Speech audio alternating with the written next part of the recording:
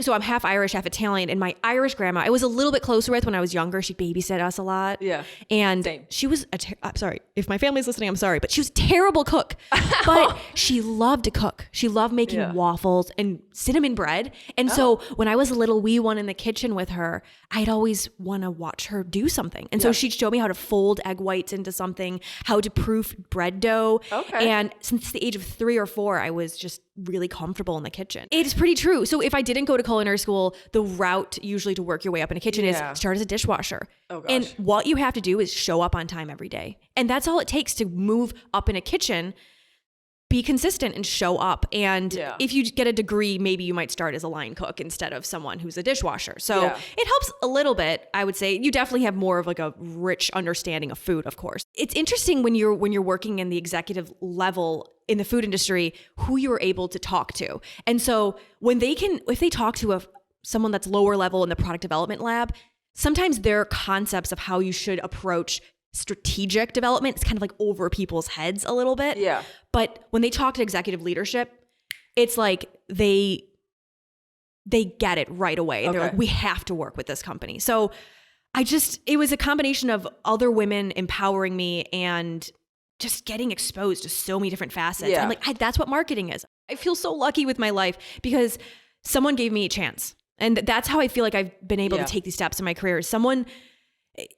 I'm going to say you have inherent capability, but thank go you. ahead. Thank you. Yeah, you got to check me every now and then. And it's just, often it would be with people who had a conversation with me in person. Yeah. And they were able to say, I like you. Yeah. And I don't know what you can do, good energy. But you're articulate and you've good energy and I think you're trainable. And so a person that used to be a salesperson at Food Marketing Support Services when I was the lead in the test kitchen, because if I'm working with McDonald's or a huge company, an ingredient salesperson knows if I sell you, let's say a grapefruit flavor to go into a new beverage line, at 0.1% usage in a total formula, that could be, multi-million dollars in just 1 year. Yeah. So people were really nice to me because salespeople knew if she's working with huge companies behind the scenes, she can get my ingredient in the door at these big companies and really just clean house for that, just make a bunch of money for them.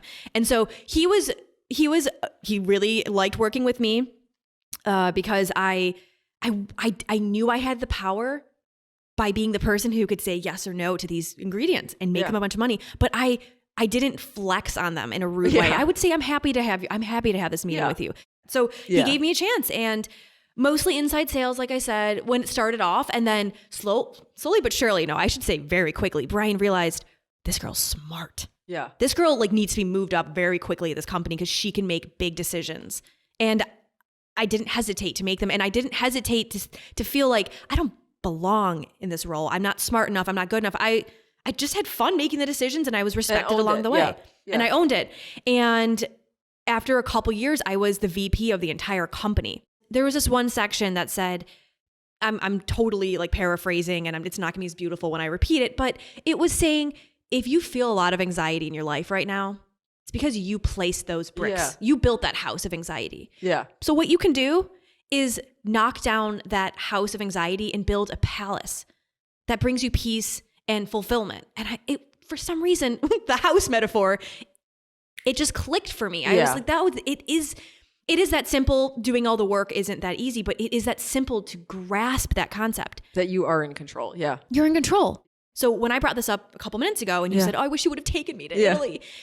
Everyone said that. Yeah. And it made me start to realize romanticizing a life of leaving it all and going to Italy. Yeah. A lot of people daydream about that idea. Stare out the window at a stressful day at work and think, that would be nice. And what did the woman say to you again? Live a life you don't want to escape. Build a life you don't need to escape from. Yeah. Poetic. Perfect. It was perfect. And it was an Italian, so it was way better when she said it.